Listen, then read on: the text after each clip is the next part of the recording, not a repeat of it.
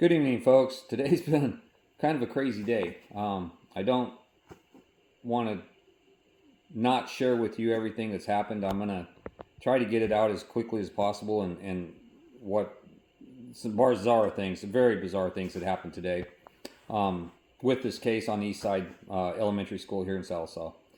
I've been talking to the mothers all day today, multiple times today. Wanted to share with you some of the things that's going on. I've got all of the audio. I'm going to be cutting videos here over the next week of some of the things that's happened that I'm going to talk about tonight. And what's crazy about this whole thing is that mother number one, the little girl that was violated, if you will, her and I went over to the Child Advocacy Center yesterday, and the mother wanted some answers, and they didn't really give her any. They said she can't have the report on her child, that she's not entitled to it, that the best thing that she should do is take her daughter to a doctor and have her checked out. And so this is Mrs. Morris, I believe, that told her this. We've got it all recorded. You know, the mother had one of my mics on, and so we wanted to record this so we could remember exactly what was said and go into detail and follow her instructions on what she should be doing. It's a hard time for the mothers. It's you know, a lot of big words are used that some of us don't understand, and I think that, you know, recording things helps you remember, because you can go back and listen to the recording, and you know, if she said, hey, take her to the doctor, or take her to this doctor, or do this and ask for that, you know, at least you can remember what she said. So Mrs. Morris over there was kind enough to instruct the mother to take her kid to a doctor and have them checked out. And so whenever we left the advocacy center, we mother number one, you know, I refer to her as mother number one because I don't want to release her name. But mother number one, that's the very first incident that happened over there last week. She took her daughter over to the Sallisaw Sequoia County Hospital and asked them to look at her daughter. Just look at her.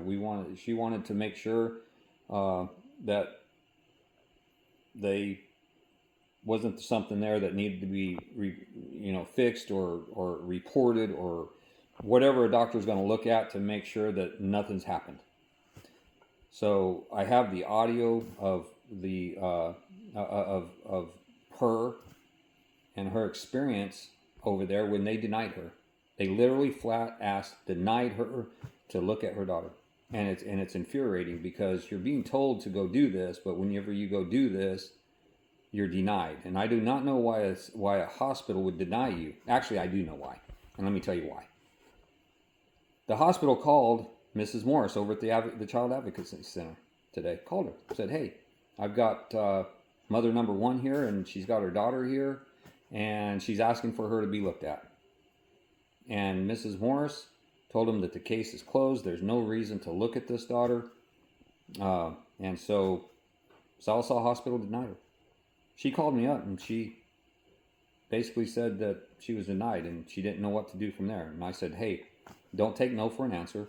Take her to Fort Smith. Take her to a hospital in Fort Smith, or take her to a doctor in Fort Smith. And I hope that's what she did. I haven't heard back from her since, but you know, she was denied at Sallisaw Hospital for just having her daughter simply checked. It's insane. Somebody doesn't want this little girl to be looked at for some reason. I don't know, Mrs. Morris over there at the Advocacy Center. Why'd you tell a hospital not to look at her? Case is closed. 6 days, 5 days. No SANE exam. Little girl's definitely had expressed that she's been penetrated at some level. Why? Why did we have another incident Tuesday, a week ago? 7 days ago we had another incident, same thing. No SANE exam on the young boy. My understanding, the young boy, one of the young boys that was involved with that incident, got an attorney today. It's all over Channel 5 News. Nothing to see here, folks. It's false allegations. It's been sensationalized. Sensationalized. Big word. For personal gain or whatever they're thinking now. It's not been sensationalized. Guys just don't want to hear the truth. Sometimes we don't want to hear that bad things happen to little kids. Don't want to hear it sometimes. I don't understand why, as a community, that we can't come together and say, look, this happened. And the justice system here is so corrupt, if you will, or, and I want to talk about that for just a minute. I don't understand how judges can sit on our bench in our district court here and have their kids and family interact with the community. Play football, go to schools, get in trouble, don't get in trouble. It doesn't make sense to me. To me, that's the most massive conflict of interest you could ever have. Because as a judge, if this kid gets in trouble, they say they're going to recuse themselves and send them somewhere else. Well, that rarely happens. Why? Because, possibly a judge's son gets in trouble? Nah, because the police officers and the deputies and the highway patrolmen and they know the judges. They do favors for each other. They are on the same team, if you will. So whenever you've got a judge, it's judges that are sitting on the bench that have family intermixed inside our community that they're judging, it's a conflict of interest at the highest level. And you're seeing it unfold right here. Both of these incidences, one of them for sure, possibly both of these incidences over there, could be there,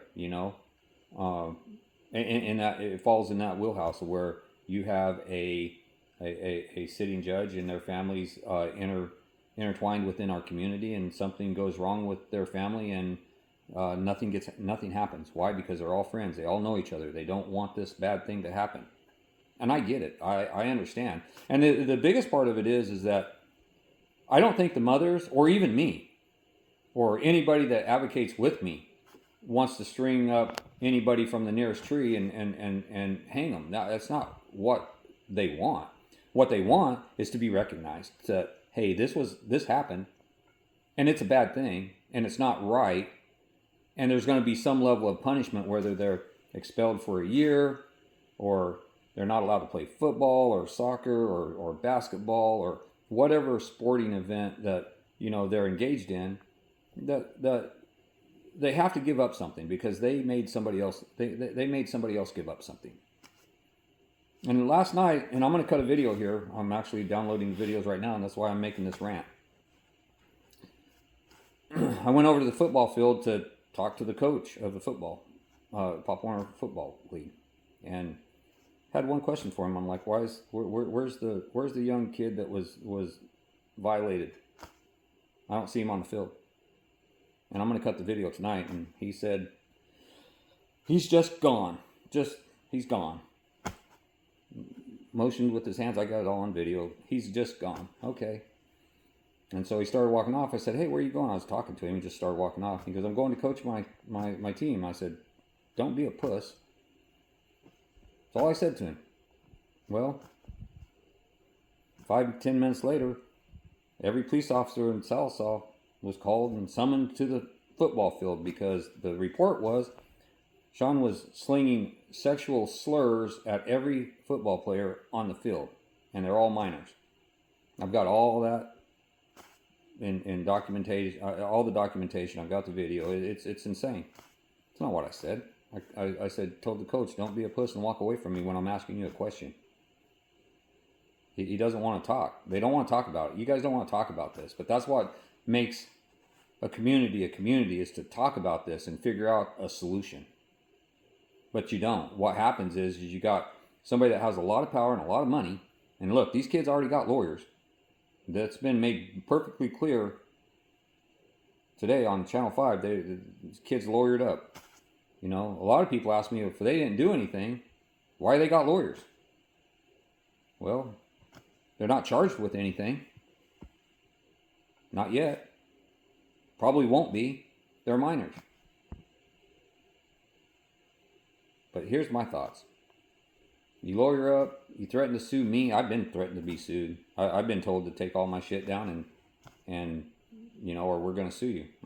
No, sue me. I don't care. I didn't do anything wrong. I reported exactly what was told to me by the parents. I have never named one name. Not me. But I do know who it is. You know, it's kind of hard. It's kind of hard to sit here and think about what these kids are going through. Both of them. Both those young kids that were violated and you know, you look out on the you step back from this and you look at the whole thing, and you've got a set of kids that were violated, and you got a set of kids that violated them, and then you've got the news turning this around to where the victim is now the perpetrator, and the perpetrators are now the victim. That's how they do this. We knew this was going to happen. I said this was going to happen in the very beginning of this, whenever I made my first post of Sallisaw Eastside administration. I know the play in this playbook is to make the victim the perpetrator. They do it every single time. And what aggravates me, or what infuriates me, and hopefully all of you guys, is that they've been doing this for years. It's nothing new. It's crazy. I don't even know what to think about it. I do know that if you want to live in a society where it's fair and just for everybody, you're going to have to get the justices off the benches that are intertwined inside your community. You can't have that, because it puts their family and friends well above everybody else. And that's what I've been fighting for, folks. I don't want anything bad happen to the judge's kids or ever who was involved with that. They're kids. They made a mistake. They did whatever they did. It's fine. But the problem is, the huge problem is how they cover this up. I don't understand. So, and I don't want to be corrected because I'm not wrong, but I know that the perpetrator's father called the mother that night and wanted to bring the two kids together so that he could apologize. That tells me that they know something's wrong. They did something. You know, where'd that go? Katie Graham, you're in over your head, bud. You have no idea what you're doing. Why don't you just say, hey, I made a mistake, and step down and let somebody that knows what the hell they're doing just take your place. Go do something different. I mean, put shingles on roofs or do something. You know, you telling me that in order for me to get a redacted public record, I asked for the police report. You had to go talk to the judge. There's not one instance ever that you would have to ever go talk to a judge to get a redacted police report. Don't need to do that, bud. But you're talking to the judge because the judge is controlling you. Telling you, hey, don't do this. Hey, don't do this. Morris, probably the same thing over there in the Advocacy Center. Nothing to see here, guys. Yep, that's what it is. But tomorrow night, I'm going to sit down with both of them. We're just going to have a conversation, and I'm going to let them explain to you how they're feeling, what they're doing, how much they're fighting for the justice of their kids. And you know, I don't blame them. They've tried to silence me. They've deplatformed me off Facebook. I don't give a shit. I'm on X, and I'll build that as big as I am on Facebook, and we'll be twice as big. No big deal. I don't care. Don't matter to me. I've got all the data I've ever posted on there. So, don't matter. The Facebook page is doing well. I do kind of miss being on there, but I do like X better. And so, I'm going to keep doing what I'm doing. I'm going to start making a lot more videos. I'm going to do the best I can with X and get it. I've got almost 800 subscribers, and that was just in a few days. And, you know, hopefully in a couple of months, I'll be back up to 10, 12,000 people here in Sequoia County. That's transitioning from Facebook to X. Everybody that's transitioned, I appreciate it. X was hard for me a little bit to learn. I know it's probably hard for you guys to learn. It's a lot different than Facebook, but I think it's better. It's more fluid. But anyhow, I'm going to cut a video of last night's interactions with the coach over there, with me asking him, you know, where's the little boy that used to be on the team that's no longer there, and you know, why when I called him a puss, the cavalry was called in like I, you know, robbed Sallisaw National Bank or something, you know. But I did have really good, and I will say this, I've been hard on Cody Biles. I've been hard on him for a long time, for years. And I met him last night for the first time in the wild, and I shook his hand, I did business with him, and he was the utmost professional police officer that I've ever encountered, that I've ever had made posts about. We all know what had transpired with him and Devin Harriman over there. I talked to the city manager today, and I gave him an attaboy. I said, thank you. I said, you have a good police force. I said, they treated me with the utmost respect. They knew when they come on site, when they got the call, that was a bunch of bullshit. And I don't know who made the call, but I did request the call log today and the voice of that call, and I will be making a video of that, of that call log and what actually happened. So, and I am going to press charges on you for, you know, making false police reports. That's basically almost swatting. It's almost on the level of swatting. If you don't know what swatting is, look it up. Make false police reports. Police come in, you know, kill some people, arrest them, you know, calling somebody and tell them they got somebody holed up with a gun and they're going to do something really bad and on a felony level, which is, I believe that's what you were trying to do with me last night. Didn't work though. There's a couple gentlemen that come out too also, Harold, and I don't know I forget the other guy's name. First name's Mike.